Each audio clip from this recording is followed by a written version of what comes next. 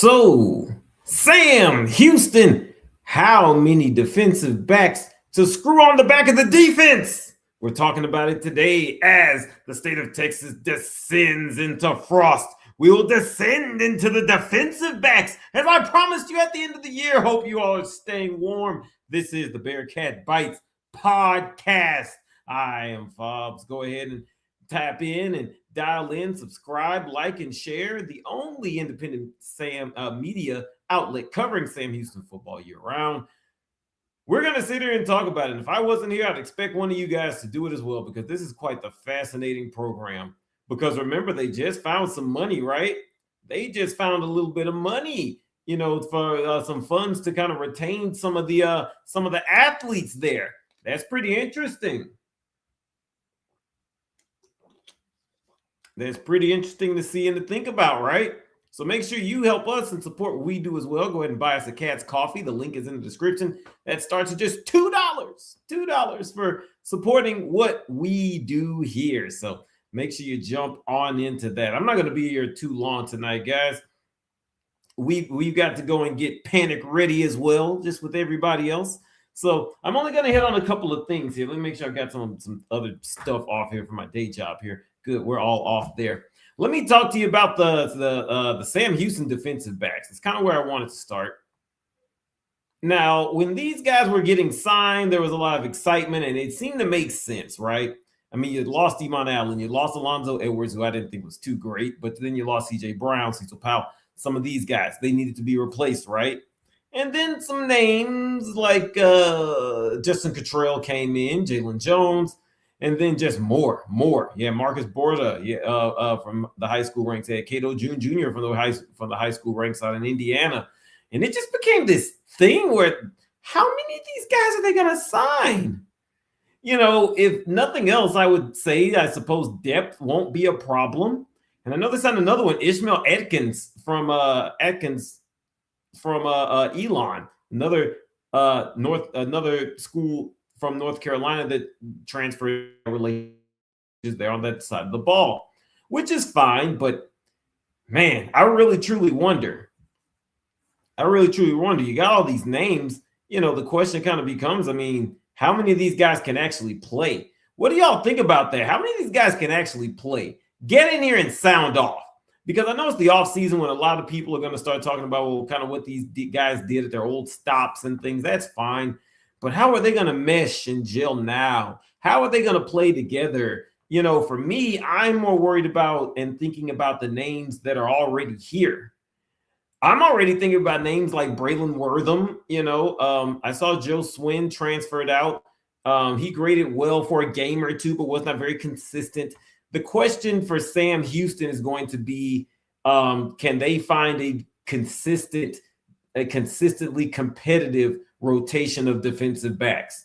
Now, whether that looks like some combination of Jace Arnold and Braylon Wortham, and then you're throwing a new guy like Caesar McGee from Northwestern State, maybe he's healthy, William Davis from West Virginia, maybe some of these guys, and a couple of the others, round out the two deep. Maybe it looks like that, but I just really wonder how many of these guys can play. And this isn't me saying, I don't think any of these guys can play. Look where they're going to Sam Houston. It's none of that. It's just a question of when you sign so many of them, when you're just looking at this in terms of just the sheer numbers, it really makes you stop and think and wonder how many of these guys can actually ball out. It really makes you sit there and wonder that. And then I also wonder, is this a overcorrection of last season? Sam Houston, they weren't very great defensively in anything really, but especially there were lots of sore spots in the secondary, which is Freddie Autry-Lindsay, the Bearcat defensive coordinator. That's supposed to be his specialty. So I wonder how much of an overcorrection maybe, So maybe all of these guys can play, but now you got too many of them. Who knows? That's what this is. It's kind of some Six Sigma stuff, like how, what's the variation of what could happen based on the changes you make. So it's really, really interesting stuff here. I guess the new guy I'd be most excited about would probably be, give me a P4 transfer guy any day. So I guess I'd be most excited about William Davis. He was injured. Caesar McGee as well. Caesar McGee's got a great story. of why his name's even Caesar McGee. That's kind of cool. You can look him up from Northwestern State. I kind of like him a lot. He was productive before he got hurt, so he's going to be kind of coming in here wanting to prove himself. So that's very interesting. Who are you most excited about along the Sam Houston defensive backs? Who are you most excited about overall? What do I project? What do I think this is going to be? Well, it can't be last year, right? I think we will see market improvement. I would like to think that there will be improvement. Now, this is a full off season to bring in the guys that they are most comfortable with. So that kind of accounts for something. We'll see. We'll see. They're going to be facing some tough quarterbacks, out here as well. Did you see Quavez Humphreys, by the way? Did you see Quavez Humphreys? And I think it was, I want to say it was one other. Oh man, let me see. Quavez Humphreys went to Western Kentucky. Rayfield Lawton went to New Mexico, the tight end that you had last year here.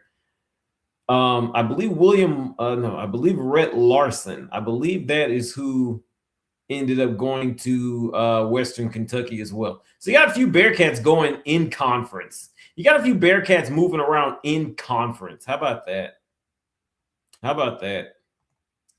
Now, if you go into this week's newsletter, and the links are down in the description of this video, you can see what I wrote, kind of comparing Drake May to Landon Locke. Yes, I did it. There's a lot of similarities there between Phil Longo's favorite quarterback protege and his current one. Now, will Landon Locke become one of his favorite ones? I don't know. Read the article and decide for yourself. There's a lot of similarities there. There's a lot of great things working in favor of Landon Locke that were working in favor of Drake May, and we see what he became. He's one win away from the Super Bowl. If he plays well, more than likely he's going to his first Super Bowl in year 2 of being a quarterback in the NFL. That's kind of cool. I think year 2 or 3, one of them. So that's kind of cool. So we got that. That's awesome. Maybe Landon Locke is headed down that way. If even a tenth of that, or even like I don't know, a tenth. I don't know what fraction, but if even a fraction of that is within Landon Locke, the Bearcats could be poised for a pretty special 2026 season, because that means that Locke would be comfortable within Phil Longo's system. He learned and continued to throw a confident ball. Even in the time of his true freshman year when he struggled, he only had 4 touchdowns to go with 4 interceptions, kind of a Jameis Winston year, right? You're hoping that improves with a full off season of prep. You're going into a season in which you're going to be the starter.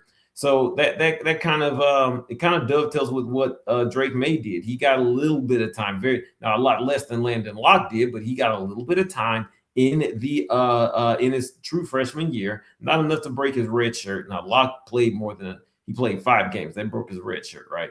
So that happened, and then you talked about but then in that year 2, had the full off season to prepare, and he looked really good. He finished 10th in Heisman voting, 37 touchdowns and 7 interceptions. You can see it in the description in the of this video. I talk more about that in the newsletter this week. So what do you guys think about that? Sam Houston heads into the doldrums of the offseason. We're still going to be here grinding it out. A couple of weeks there is the final high school signing day. Players are in the portal. It is at the deadline. January 14th was the deadline for players to notify their teams that they want to go to the portal. And I'm not sure when, but they have a few days after that, the teams do, to put them there. So we'll be seeing a few names leak out and leak in here and there. And we'll be here to talk about everything that's happening in Sam Houston football. So you guys be right here. Go ahead and buy us a Cat's Coffee if you're so inclined and interested. We'll see you guys next time. All college football is good college football. Take care.